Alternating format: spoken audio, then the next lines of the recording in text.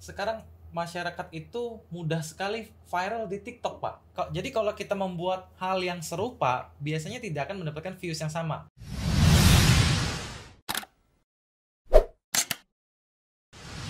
Semangat pagi, sobat sukses. Saya kedatangan tamu istimewa yang luar biasa, yaitu Rico Bang. Halo, Pak. Rico ini adalah pengusaha ya, entrepreneur muda yang sangat luar biasa. Ya, Rico, ngomong-ngomong Rico. Rico ini kan usia 23 tahun ya. 24. Sudah punya Ferrari kan? Waktu Yap. punya Ferrari kan usianya masih 23 kan ya? Iya, betul. Nah, ini pertanyaan saya pertama Rio yang selalu masih di dalam pikiran saya. Ngapain Rico kok bisa beli Ferrari itu loh? Iya. Saya kalau ngomong Ferrari di depan Pak Hermanto, saya mohon izin dulu. Minta maaf dulu ya. Iya, iya. Jadi ceritanya tuh awal mulanya saya beli Ferrari memang ada tujuan untuk personal branding ke bisnis. Karena saya bergerak di peluang usaha, mereka banyak ngelihat saya di internet. Terus dengan adanya Ferrari, akhirnya orang yang ingin mendaftar jadi reseller itu berdatangan tumbuh karena sosok si Rico yang menggunakan Ferrari. Tapi ada cerita menarik sebenarnya Pak di balik itu. Apa itu? Jadi saya ini kan masih ABG Pak. Jadi zaman dulu itu saya pernah di daerah Jakarta di mall itu kenalan sama seorang cewek Pak. Sebutlah namanya Mawar. Nah Mawar ini saya kenal lewat Twitter. Ngobrol dekat, akhirnya kita ketemu. Pada saat ketemu saya merasa bahwa wah Mawar cantik banget. Ini pasti bisa jadi pacar saya. Nonton, udah pegangan tangan Pak itu waktu itu. Pertama kali. Wow. Nah, saya bilang, "Wah, ini nih bisa jadi pacar nih." Ternyata pada saat pulang itu Mawar tanya, "Rico, kita pulang naik apa?" Saya bilang, "Nih, saya naik motor Jupiter MX. Saya udah bawain helm 2, jaket 2." Lalu dia bilang, "Oh, kamu cuma naik motor. Ya udah, aku pulang naik taksi aja ya. Makasih." Wah, hati saya di situ sakit banget Pak rasanya. Wow. Kayak dikecewakan. Ya udah, akhirnya saya pulang. Di tengah jalan saya bilang, suatu hari saya harus punya mobil 2 bak nih. Mobil 2 pintu nih, tapi jangan mobil bak ya, mobil Ferrari saya bilang.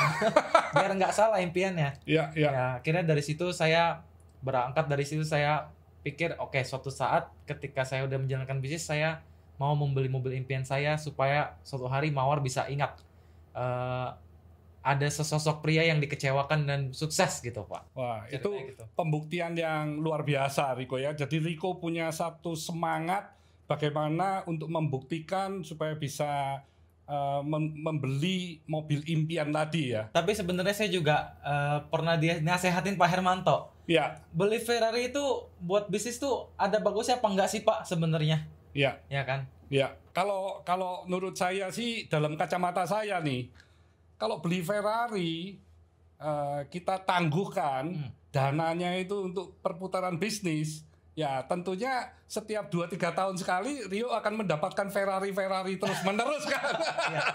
Nah itu perhitungan dari sisi bisnis ya. Betul. Jadi saya salah satu orang yang belajar dari Pak Hermanto, dan waktu pertama kali kita ketemu Pak Hermanto langsung bilang, "Kenapa beli Ferrari?" kan. Iya betul. Dan saya juga masih teringat nih ya waktu Rico appointment dengan saya mau ke Surabaya ya. Saya ingat, oke Rico, welcome. Saya pikir kan kita mau ngobrol-ngobrol santai, biasanya ngobrol bisnis segala. Nggak taunya Rico waktu itu patah hati, baru ditinggal dengan pacar, nggak tahu ini Mawar yang keberapa. Saya nggak tahu.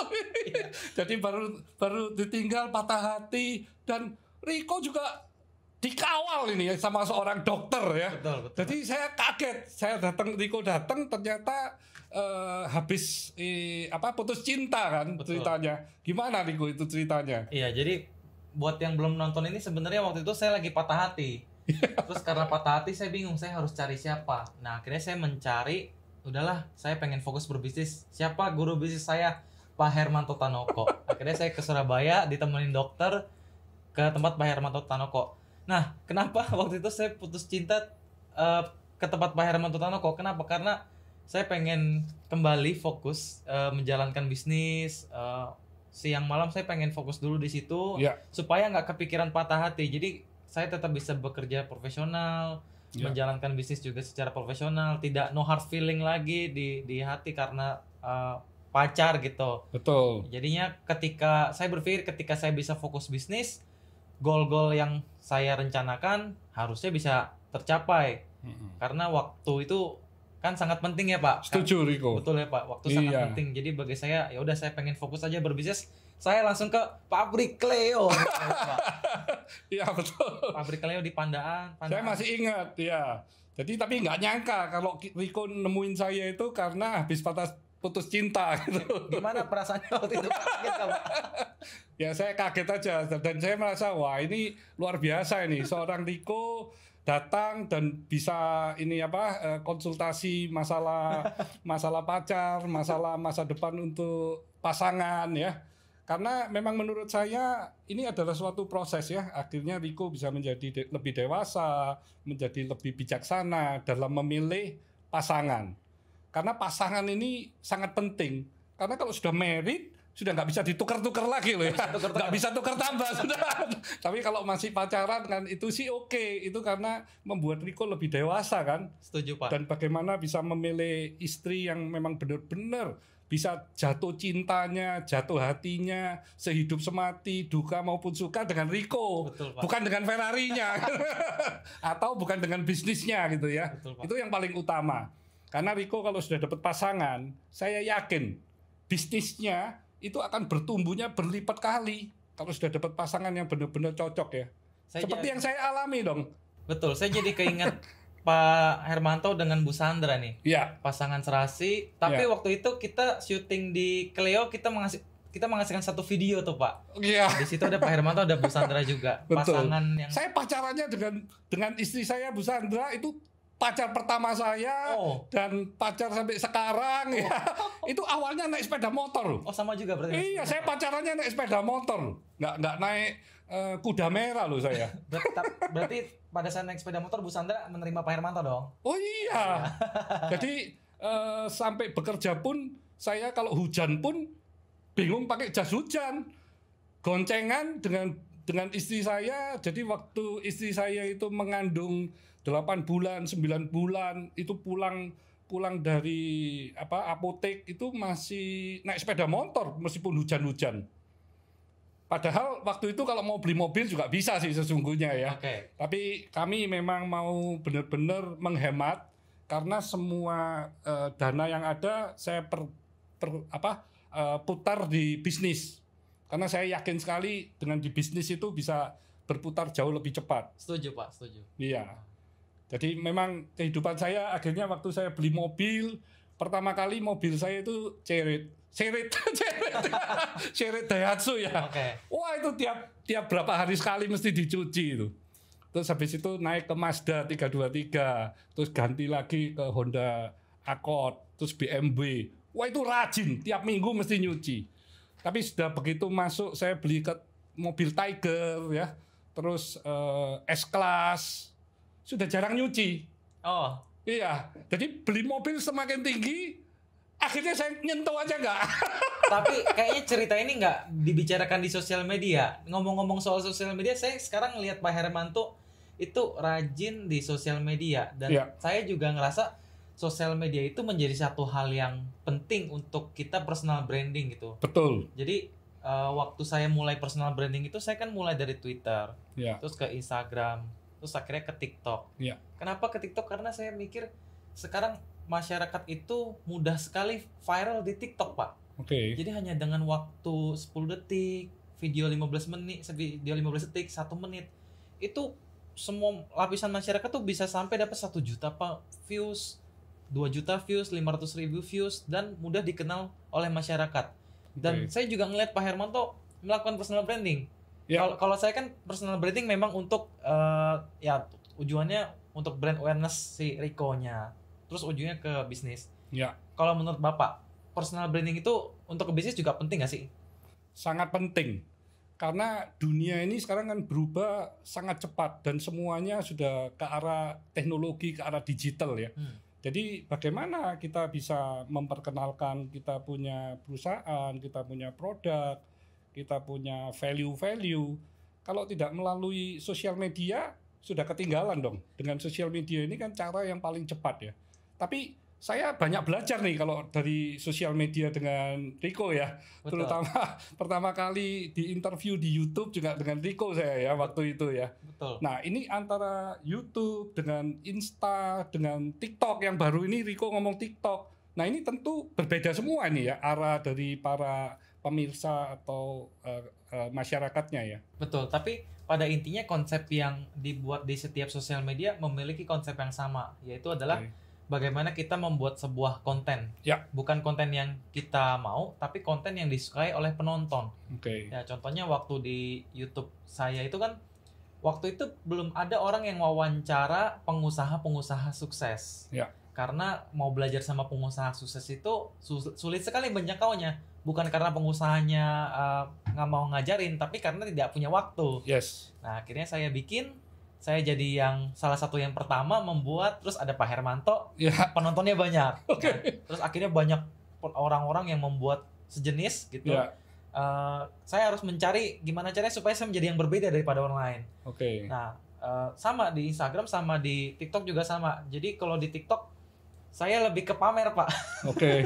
Jadi karakternya memang agak tengil, Pak. Ya ini mohon maaf. TikTok Pak ini Hermanto. beda ya. TikToknya beda. Memang beda. Memang beda. Jadi saya sendiri nggak pernah lihat ke TikTok soalnya. nah, Cuman di Insta dan mulai ke YouTube kan. betul. Jadi kalau di TikTok tuh saya karakternya sama aja sebenarnya. Cuman saya Oke. lebih ke menunjukkan dalam 1 menit dulu saya tuh zero, terus sekarang hero Wow. gitu. Terus dapat 5 juta views. Wow. Jadi kalau kita membuat hal yang serupa, biasanya tidak akan mendapatkan views yang sama. Ya. Gitu. Ya. Jadi kurang lebih tuh dalam waktu 2 hari, biasanya saya menghabiskan 2 jam untuk memperhatikan konten-konten di sosial media. Berarti konten antara di TikTok, Insta dan YouTube agak sedikit berbeda ya. Ya, agak sedikit berbeda, tapi temanya sama. Kadang-kadang konten Oke. YouTube saya potong dimasukin di Oke. TikTok.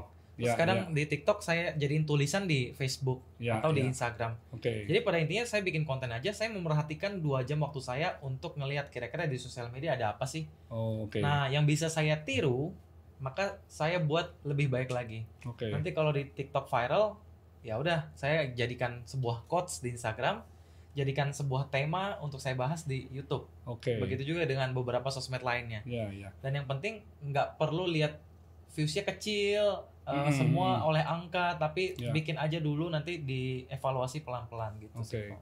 Kalau saya sendiri di Insta maupun di YouTube, tujuan saya ingin berbagi sih. Gimana saya bisa share tentang kiat-kiat untuk berbisnis, untuk menjadi entrepreneur. Ya, memang kadang mungkin yang saya bicarakan agak terlalu berat.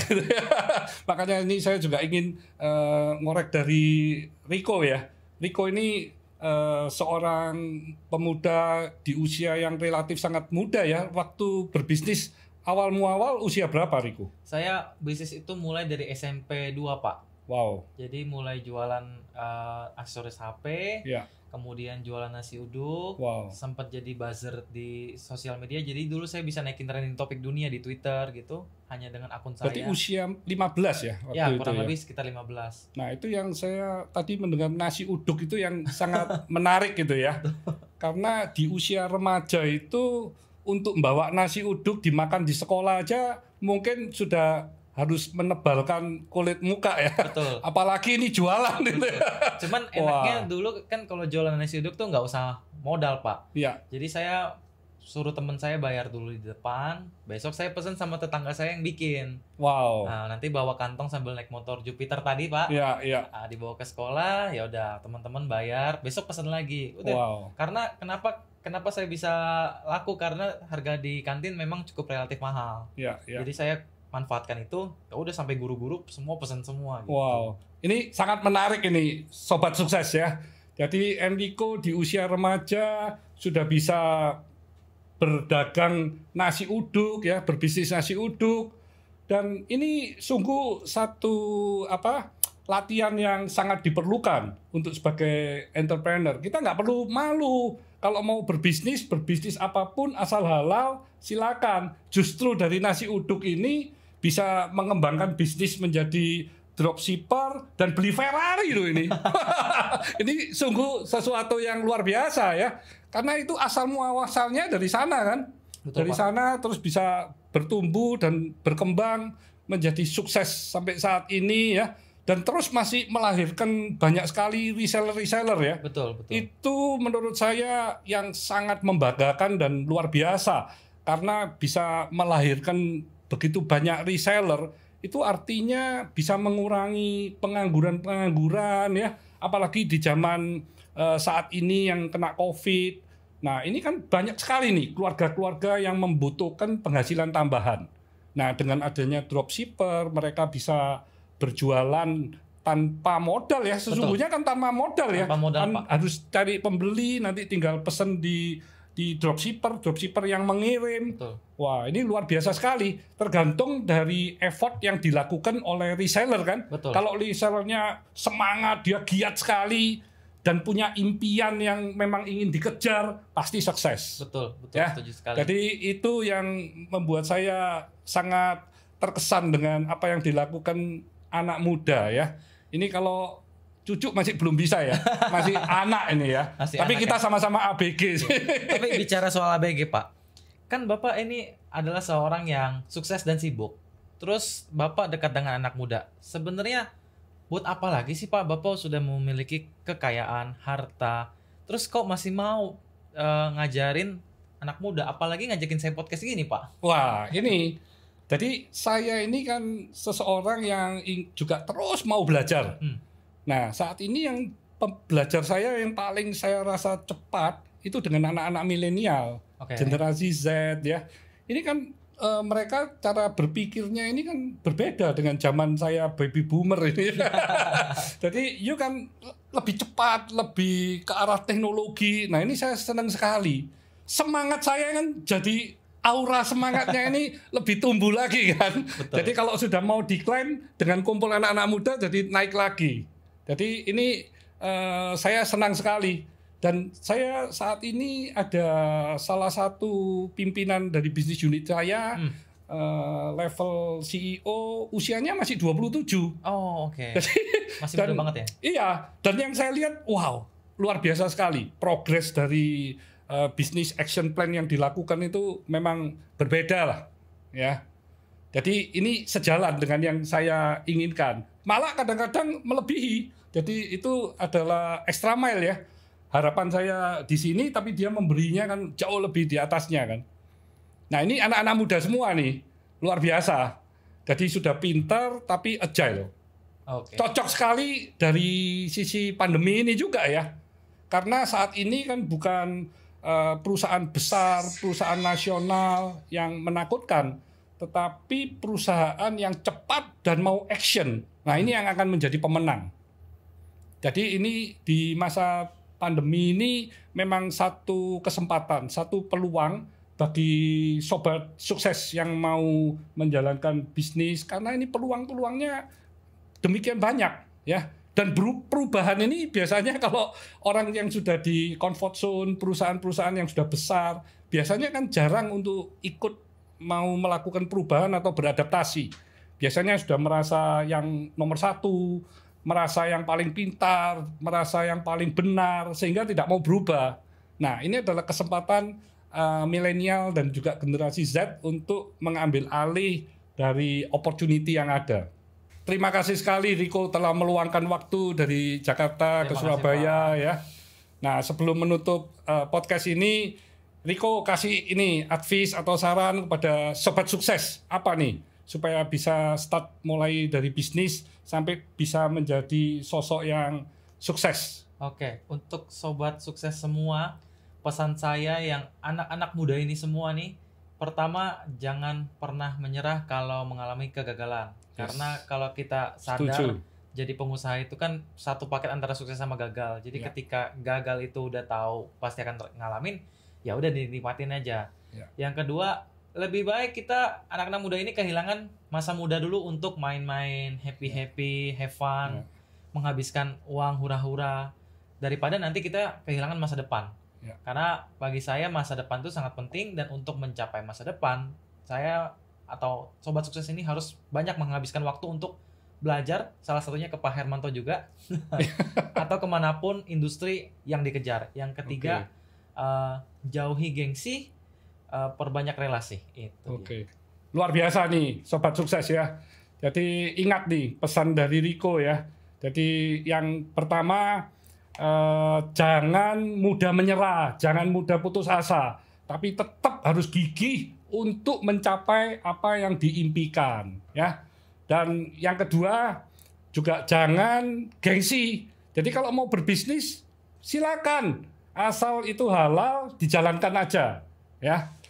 Dan yang ketiga, di usia mumpung masih muda, kerja smart, kerja sesuai dengan passion, purpose, dan kerja keras untuk mencapai apa yang tadi diimpikan ya. Jadi ini adalah tips dari Rico yang luar biasa.